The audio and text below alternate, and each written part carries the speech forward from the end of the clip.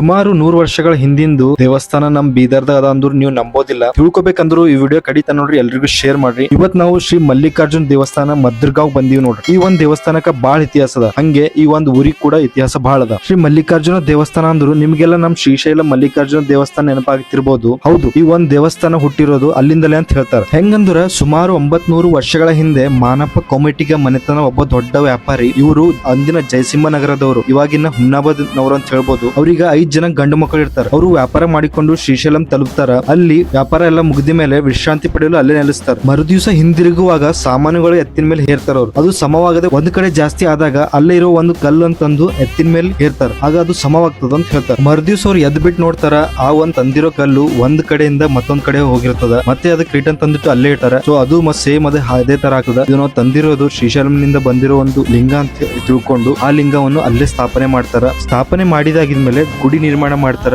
ಗುಡಿ ಆಗಿದ್ಮೇಲೆ ಗುಂಡ ನಿರ್ಮಾಣ ಮಾಡ್ತಾರ. ಸೊ ಅದೇ ತರ ಅಲ್ಲೇ ಒಂದು ಊರ್ ಹುಟ್ಟಿಸ್ಬೇಕಂದು ಅವ್ರು ವಿಚಾರ ಮಾಡಿ ಆ ಊರಿಗೊಂದು ಶ್ರೀಶೈಲ ಮಹಾದ್ವಾರ ಅಂತ ಕರೀತಾರ. ಅದೇ ಟೈಮಲ್ಲಿ ನಿಜಾಮೂರ್ ಆಳ್ವಿಕೆ ಕಾಲದಲ್ಲಿ ಊರಿಗೆ ಗಾಂವ್ ಅಂತ ಕರಿತಿದ್ರು. ಸೊ ಅದಕ್ಕ ಇವಾಗ ಮಹಾದ್ವಾರ ಅನ್ನೋದು ಹೋಗ್ಬಿಟ್ಟು ಮದ್ದರ್ಗಾಂವ್ ಅಂತ ಆಗ್ಯದ ಅಂತ ಹೇಳ್ತಾರ. ಈ ಒಂದು ದೇವಸ್ಥಾನ ಜಾತ್ರಾ ಪ್ರತಿ ವರ್ಷ ಜನವರಿ 19, 20, 21 ನಡೆಯುತ್ತದ. ಹಂಗೆ 365 ದಿನ ಇಲ್ಲಿ ರುದ್ರಾಭಿಷೇಕ ನಡೀತು ಅಂತ ಹೇಳ್ತಾರ. ಸೊ ಎಲ್ರು ಒಂದ್ಸಲ ವಿಸಿಟ್ ಮಾಡ್ರಿ. ಹಂಗೆ ನನ್ನ ವಿಡಿಯೋ ಇಷ್ಟ ಆದ್ರೆ ಫಾಲೋ ಮಾಡ್ರಿ, ಲೈಕ್ ಮಾಡ್ರಿ, ಶೇರ್ ಮಾಡ್ರಿ. ಜೈ ಕರ್ನಾಟಕ.